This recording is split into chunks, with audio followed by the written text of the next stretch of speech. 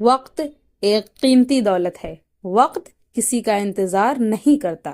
جس نے وقت کی طرف سے غفلت برتی اس نے اپنی زندگی کی طرف سے غفلت برتی۔ وقت دولت سے بھی زیادہ قیمتی ہے۔ اللہ تعالیٰ نے نظام کائنات کی بنیاد پابندی وقت پر رکھی ہے۔ دولت اگر ضائع ہو جائے تو دوبارہ حاصل کی جا سکتی ہے، لیکن گزرا ہوا وقت کسی بھی قیمت پر دوبارہ حاصل نہیں کیا جا سکتا۔ جو لوگ وقت کی قدر جانتے ہیں وہ اپنا ہر کام وقت پر کرتے ہیں۔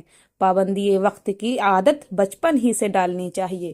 وقت کی پابندی بیدار قوموں کی نشانی ہے۔ ہمیں وقت کی قدر کرنی چاہیے۔ السلام علیکم ورحمۃ اللہ وبرکاتہ۔ الحمدللہ والصلاة والسلام علی رسول اللہ، اما بعد۔ معزز ناظرین، ہماری زندگی کے لمحات اللہ تعالیٰ کی ایک عظیم نعمت ہیں۔ یہ وقت ایک ایسی دولت ہے جسے نہ خریدا جا سکتا ہے، نہ لوٹایا جا سکتا ہے اور نہ ہی ذخیرہ کیا جا سکتا ہے۔ وقت کی اہمیت کو سمجھنے کے لیے ہمیں قرآن اور حدیث کی روشنی میں غور و فکر کرنا ہوگا، کیونکہ یہ وقت ہی ہے جو ہماری کامیابی اور ناکامی کا تعین کرتا ہے۔ قرآن و حدیث میں وقت کی کیا اہمیت ہے؟ آئیے دیکھتے ہیں۔ قرآن مجید میں اللہ تعالیٰ نے زمانے کی قسم کھا کر ہمیں وقت کی اہمیت سے آگاہ کیا ہے۔ والعصر ان الانسان لفی خسر، زمانے کی قسم، بے شک انسان خسارے میں ہے۔ یہ آیت ایک واضح پیغام دیتی ہے کہ وقت ایک ایسی قیمتی چیز ہے جسے ضائع کرنے والا انسان نقصان اٹھاتا ہے۔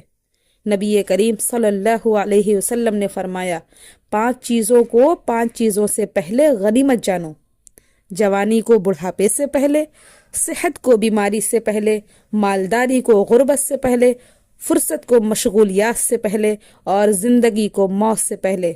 مشکات المصابیح کی حدیث ہے۔ یہ حدیث ہمیں یاد دلاتی ہے کہ جو وقت آج ہمارے پاس ہے کل وہ ہمارے پاس نہیں ہوگا۔ وقت کی بربادی کے نقصانات۔ وقت کی بربادی کے کیا نقصانات ہیں؟ وقت ضائع کرنے کے نتائج ہماری دنیاوی اور اخروی زندگی دونوں پر منفی اثرات ڈالتے ہیں۔ دنیاوی نقصان دیکھیے کیا کیا ہے۔ جو لوگ اپنے وقت کو صحیح استعمال نہیں کرتے وہ تعلیم، روزگار اور معاشرتی ترقی میں پیچھے رہ جاتے ہیں۔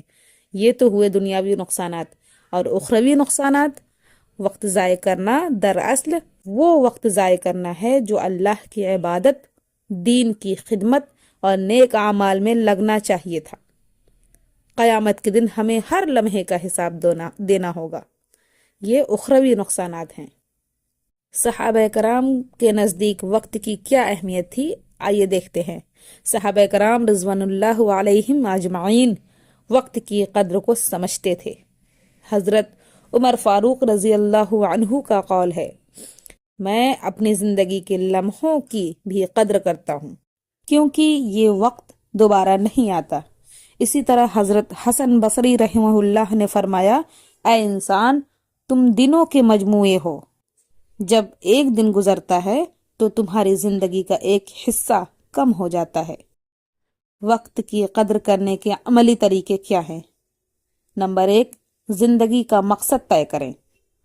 ہماری زندگی کا مقصد صرف اللہ کی عبادت اور اس کی رضا حاصل کرنا ہے۔ جب مقصد واضح ہو تو ہر لمحہ قیمتی لگتا ہے۔ نمبر 2، منصوبہ بندی کریں۔ وقت کو ضائع ہونے سے بچانے کا بہترین طریقہ یہ ہے کہ دن کی منصوبہ بندی کریں۔ روزانہ ایک فہرست بنائیں اور اہم کاموں کو ترجیح دیں۔ نمبر 3، سوشل میڈیا اور دیگر فضولیات سے بچیں۔ آج کے دور میں سب سے زیادہ وقت ضائع کرنے والی چیزیں سوشل میڈیا، موبائل فون اور غیر ضروری گفتگو ہیں۔ ان سے دور رہیں اور اپنے وقت کو مفید سرگرمیوں میں لگائیں۔ نمبر 4، عبادت اور نیک اعمال میں مشغول رہیں۔ نماز، قرآن کی تلاوت، ذکر و اذکار اور دین کی خدمت جیسے کاموں میں لگائیں۔ اور یہ اعمال نہ صرف وقت کو قیمتی بناتے ہیں بلکہ آخرت کے لیے ذخیرہ بھی بنتے ہیں۔